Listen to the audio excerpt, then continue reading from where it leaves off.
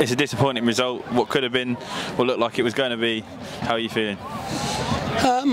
As I said on Saturday, mixed emotions. Really disappointed, obviously, because we've now missed out on the playoffs. But immensely proud of these guys, you know, and immensely proud of the supporters again today. They've turned up in their numbers.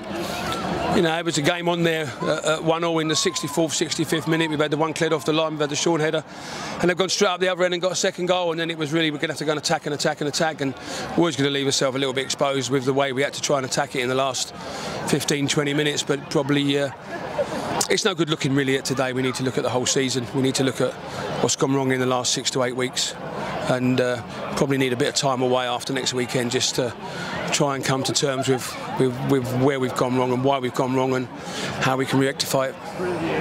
Joe, for you, you ran yourself into the ground again today like you have been since you've been here. How disappointing is it when you put in so much and give so much dedication and come away with a result like this? Yeah, like I say, it's disappointing. Different role for me like the last 2 games, but I've enjoyed it. I like working hard for the team. Obviously it's not just me that does it, everyone in the team does it, but everyone inside's gutted. But just got to go next week, hopefully make that a fun game to go into end of season 4 and then kick on from next season. And Ian, as an isolated result, coming to the team pushing 4th and 5th in the table, would you be okay with this result? If you took it out of context, is it the results earlier in the season that are causing more problems? We'll never be obviously okay with this result, because I wanted to come here and win the game. But you've got to look back over the course of 40 games, Will. You know, we don't lose or win a game on the 39th game and it's going to get you in the playoffs. What you've got to look at is where we've gone wrong, really. We go back to Devontae Stanley breaking his leg really badly at Tonbridge Angels when we were 1-0 up with 4 minutes to go. There's an additional 2 points that we lost there. You've got to look through the last-minute goals against Billericay and Maidstone and Dorking at the beginning of the season. You know, there's another point or 2 points lost there. So, listen, a season is over 40 games. Over 39 games, we haven't been good enough to get in the playoffs. We've had some really good highs. We've had some fantastic times in the FA Cup.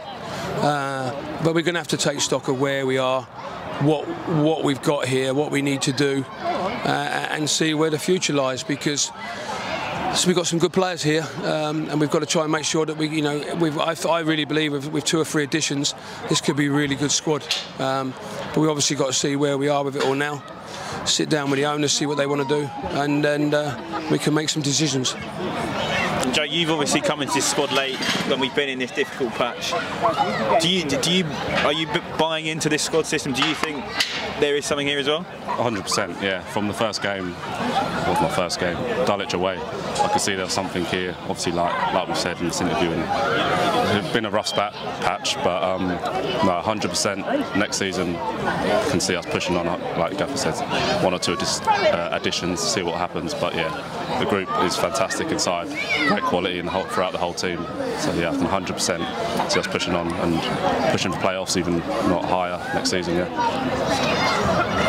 And at the start of the season, when we were in our FA Cup run, multiple times we mentioned that the league was going to be our bread and butter. How much of an impact do you think the FA Cup run has on your league season? We've seen Borehamwood drop, we've seen Kidderminster drop after their big FA Cup runs. Do you think that has anything to say, or is that not an excuse? I could use that as an excuse if you want me to, but I don't want to use it as an excuse, because I felt the squad was big enough and strong enough.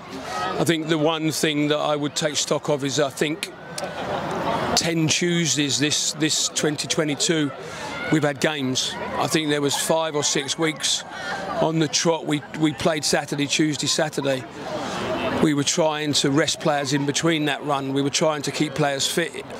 We missed out on some training sessions where we needed the whole squad to train together, and we needed to keep the fitness levels up to the whole squad was up to fitness levels. We needed to work on some of our shape and some of the possession we was getting, and it's just been really tough.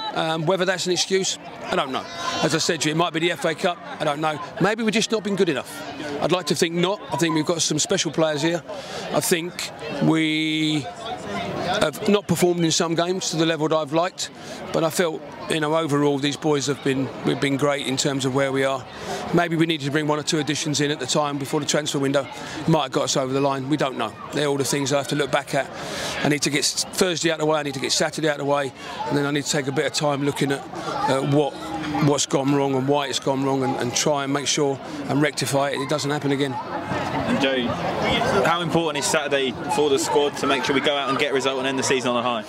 Yeah, obviously it's massive. It's been disappointing at the end, obviously not getting the playoffs that everyone wanted to get in, but like you say, hopefully all the fans will come out, support us for one last game, and we put on a show, get a nice win for everyone, and show how much it means to everyone in there and how disappointed we are by reacting with a good win and a great performance, hopefully. Yeah. And Ian, just finally, you said about the tight-knit nature of this squad. How confident are you to hanging on to the core of this squad at least for next season? We don't know. As I said to you, the season, season ends on Saturday. The plan is to talk to everybody next week and see where we are. And that's my skill as a manager and a negotiator, to see where we are. I don't think I've done bad over the 32 years that I've been doing it, so I think players enjoy playing for me. I think they respect what I do, and I try to look after them in the right way. And that will happen over the next sort of 7 to 10 days in terms of where the squad is, what players want to remain, what players want to leave. And I respect any player that wants to leave. I totally respect them. If I feel they're a player that I don't want to leave, then we'll try really hard to keep them here. If it's a player that, you know, might feel it's going to be best if he moves on, then that's the discussion we have to have. But, you know, the one thing I will say to them, I touched on it earlier, is just I thought the supporters were outstanding again today, and I just want to thank them. And I know the change room wants to thank them as well, because they were brilliant today, and it's just a shame we couldn't give them that 3 points. We would have kept us in it, but you know, when Johnny Goddard's, when the fellas come to clear that off the line, I ain't got a clue. But just a shame in the end that we ran out a bit of steam and a bit of legs in the game today. Right, thank you both. Cheers, thank you.